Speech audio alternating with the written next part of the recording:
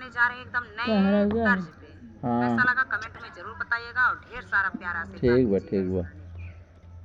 ठीक बा पहले गावा। दाल बनायाऊं भात बनायाऊं और करिया बिना हो चटनी हे बिना हो चटनी देवरा जेवैना जेवनवा बिना हो चटनी देवरा जेवैना जेवनवा बिना हो चटनी दाल बनायाऊं भात बनायाऊं और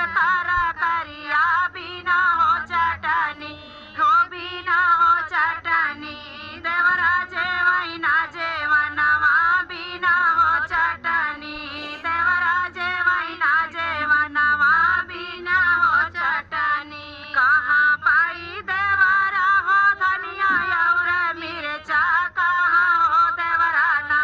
हो कहाँ हो देवरा ना पाइया मैं कैटी कोरवा कहाँ हो देवरा ना पाइया मैं कैटी कोरवा कहाँ हो देवरा ना बनिया घरे मिली है भौजी बनिया और मिर्चा कोइरिया घरवा ना हो कोइरिया घरवा ना मिली है मैं कैटी कोरवा कोइरिया घरवा मिली है मैं कैटी कोरवा कोइरिया कोई घर ना मिलेला बनिया धनिया ना मिलेला हरियर धनिया मिले सूखल धनिया ना मिले। अल्लाह ना करे वीडियो बनाता मांगैना देवरा तोहरी बाहिनिया कोइरिया मांगैना देवरा तोहरी बाहिनिया कोइरिया मांगैना बनिया तो मांगई देवरा रुपया से पैसवा कोइरिया मांगैना हो कोइरिया मांगैना देवरा तोहरी बाहिनिया कोइरिया मांगैना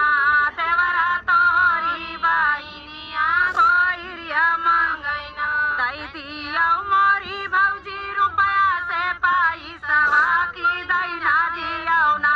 हो की दैना दियाओ ना भौजी हमारी बाहिनिया की दैना दियाओ ना